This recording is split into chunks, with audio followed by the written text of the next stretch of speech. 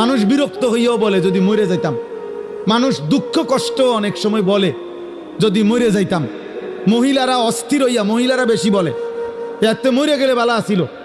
তো ওই আল্লাহর ওলি বলছে, হে বাবা, হে আল্লাহর বান্দা, এখন তো দুনিয়ার পেরেশানির থেকে বললা কবরে গেলে ভালো হইতো, কিন্তু কবরে গিয়ে যখন আযাব শুরু হবে তখন কি বলবা? এবার কোথায় গেলে ভালো হইতো? এখন তো দুনিয়ার থেকে বললা এটা, তখন কি বলবা? তখন কি বলে?